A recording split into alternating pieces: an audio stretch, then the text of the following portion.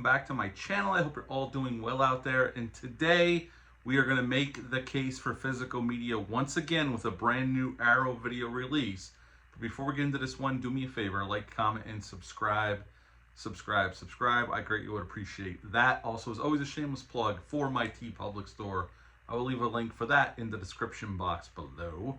And yes, Arrow just dropped some 4Ks this week, and we're going to talk about one right now. Just got finished watching this bad boy, and this one is Soldier. Yes, Soldier came out. We'll talk about the movie, then we'll get into this disc. I'll tell you what my thoughts on the transfer, the audio. There's a plethora of special features on here. I got to watch 2 interviews before I come up to record this review. But yeah, Soldier came out October 23rd of 1998. It's rated R. It's an hour and 30 minutes long. Had a budget of $60 million. This was a big budget film for the time, and it only grossed, sadly, only $14.5 million. Now, to direct this film, Paul W.S. Anderson directed this film. Paul W.S. Anderson, you probably have seen one of his movies, possibly. He was coming off of Event Horizon right before this. He did Mortal Kombat in 1995, and he would go on to do Resident Evil, a bunch of the Resident Evil movies. Alien AVP, the first one. He did Death Race remake, and so on and so forth. In this film, we got a great cast. We got Kurt Russell playing Todd. He's a soldier from birth. We'll get into that. Jason Scott Lee plays Kane. He is the replicant version of these soldiers, the newer version. We'll talk about that. Jason Isaacs plays Colonel Meekum.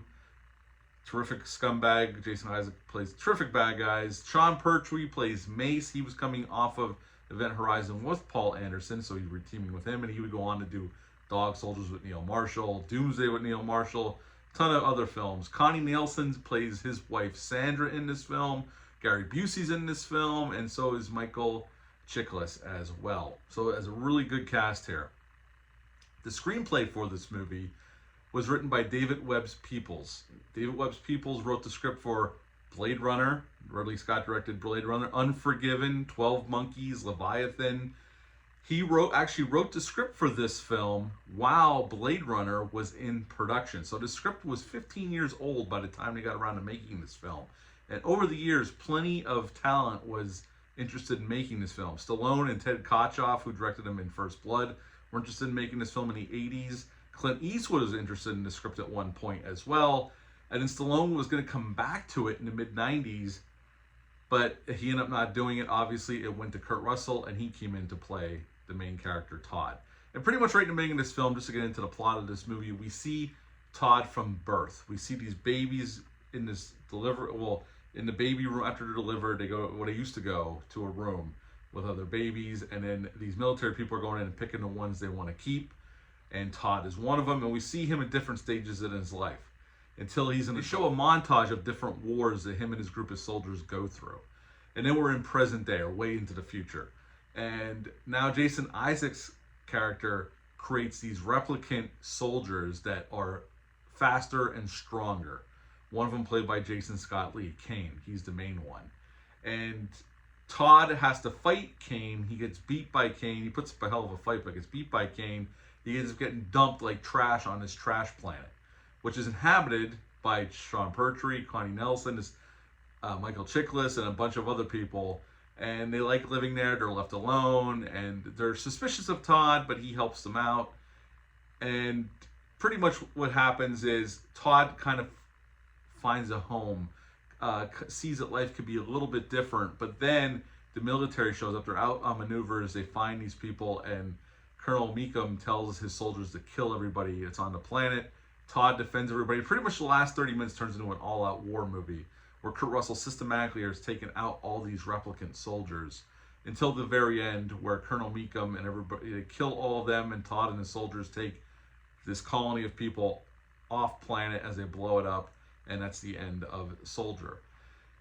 So what to like about this film? Well, Kurt Russell only says like 104 words in the whole movie, and he's great here. He's always been in good shape, but he is stacked here. Matter of fact, this movie was supposed to go into production before it did, but Kurt Russell asked him to push it off so he can work out naturally. He didn't want to take steroids or anything like that. So Kurt Russell worked his ass off for over a year to get in the shape that he's in for this movie, and it shows. He's the best shape he's ever been in, and he's always been in good shape in films.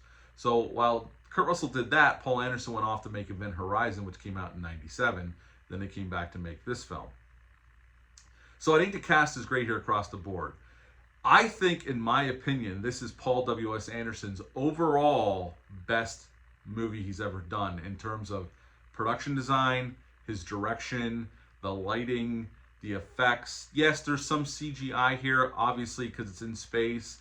And some of them look a little soft in 4K, and some don't look as good as they did in the 90s, obviously. But for the most part, this was mostly done 90% practically. They built these sets at the Warner Brothers lot. They took up a huge soundstage to build this garbage world. And they went out to the airport and the hangars to shoot that scene when Kane and Todd go at it in this training session. And they went out to this mine to film some of these other scenes. So everything was it was all shot on real sets. It was just there was some blue screen for the far off shots, the different planets you see, and all that kind of stuff. But this was a huge production for the time, and it was Paul W.S. Anderson's biggest movie. I like Event Horizon, and I think it's a well-made movie, but I think, in my opinion, I think this is Paul W.S. Anderson's best movie he ever made, and technically overall, with storytelling and everything across the board. The action's well shot here. This is before Paul W.S. Anderson implemented the dreaded quick cutting for action that he got into later on with some of the Resident Evil movies. It looks like shit. This, you can see everything that's going on. There's really well staged action. There's lots of explosions. It's pretty violent. It's gory at moments. Matter of fact, it got rated NC-17 at first, so they had to cut some scenes out to get to rated R. And again, I think Kurt Russell's great here as the stoic, silent soldier who's protecting these people who took care of him and took him in. He wasn't used to such kindness, considering from birth he was raised by the state to be this ultimate soldier doing the state's bidding, and now he sees what kindness is like from this group of people that is kind of like these misfits living out in the middle of space on their own. On the garbage planet, you could see a spinner from Blade Runner, the Liberty Bell's there if you look for it, and a bunch of other little Easter eggs. And when they pull up Todd's service record, he got the Pliskin patch, which is a nod to State Pliskin. There's a nod to Tango and Cash. There's a nod to Backdraft, Stargate. There's all this little stuff if you really pay attention on his service record, which I thought was pretty cool. Is this movie as complex or nuanced as Blade Runner? No, it's not. And David Webb Peoples, this is in the same universe as Blade Runner. He confirmed that in interviews. This is like a sidequel to Blade Runner. But it's not, this is more of just a straight ahead, wham bam, R-rated action movie with a really great cast, some really great effects, and some badass action. And if that's what you're looking for, you're gonna have a good time with this if you've never seen it. I like this movie. I always have. I've had a soft spot for it. Again, I think this is Paul W. In my opinion, it's his best movie overall, technically across the board. I like some of his other films, but you know, Paul W. Anderson, I think he can be a good director at times, and then I think he can be an awful director at times. I think this is one of the moments where he was a really good director, and he brought his A game for this. Wyatt Russell actually makes an appearance in this film as Todd at 11 years old. Other than that, I don't have any more trivia. I would give the movie itself, watching it again for the first time while I have the old Warner Brothers Blu-ray, I would give the movie itself a 9 out of 10, actually. I actually really enjoyed my rewatch of this. It's an easy watch. It's only an hour and 39 minutes long, so it goes really fast. And again, it's a pretty straightforward ahead R-rated action movie with some Blade Runner elements thrown in. And it's just basically about these soldiers that are tossed to the side because there's these new versions. And Todd finds his way in the world. You know, he finds a community and he finds a reason to fight back. And I think it's a really cool, solid R-rated action movie from the 90s. Okay, now, getting to this disc. Arrow just dropped this. It just dropped today. I got it today in the mail. I had it on pre-order. Now, let's go down to specs. Let's do an unboxing. Slipcover, original poster art on the back. Got all the special features and what they did to it. Inside, it's a single disc, 4K disc with all the special features and whatnot. We also get a booklet with photos and some writings up on the movie. So that is what you get in this one. It's their standard single disc set. They went back to the original 35mm camera negative for a true 4K scan. It was all approved by Paul Anderson. Came with Dolby Vision. The transfer looks fantastic. It has the film grain still left. It looks very filmic. It's definitely the best this film's ever looked. It's definitely a huge upgrade over the old Blu-ray. The colors pop. The clarity, the depth of vision.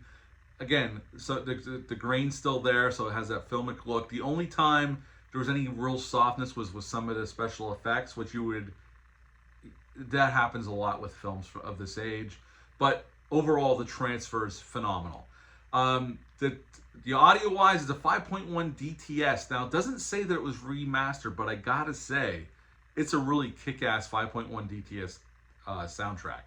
It sounded really good. When the action kicks in and the explosions are going off, there's a lot of movement and surrounds. It's very bombastic. I thought it was a really well done 5.1, and I wouldn't be surprised they actually did remaster it, but they didn't list it here, so I can't say that for sure. There's also a 2.0 DTS track as well. So the audio sounds really good, and the transfer is the best the movie's ever looked. It looks great.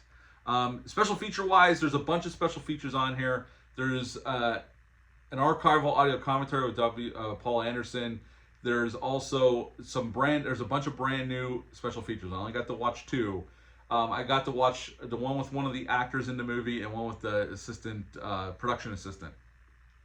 Very informative. Go into talking about working with Kurt Russell, what it was like on the set, and there's a bunch more special features on here as well from associate producers, production designer, and visual effects artists. So there's a bunch more special features on this disc. Arrow spared no expense. At the end of the day, I think this disc is really well done. If you're a fan of this movie and you like 4K discs, I highly recommend this disc. I would give the disc itself a 9.5 out of 10. They did that good of a job with it. The transfer looks great. The sound sounds great. I mean, I wish we would have got a Dolby Atmos, but the 5.1 sounds pretty badass. So at the end of the day, the disc itself gets a 9.5 out of 10, and the movie gets a 9 out of 10. Have you ever seen Soldier? Leave a comment down below. Let me know. Are you planning on picking up this 4K? Do you own the old Blu-ray? Leave that comment down below. That's it for this video for the case for physical media. Until next time, bye.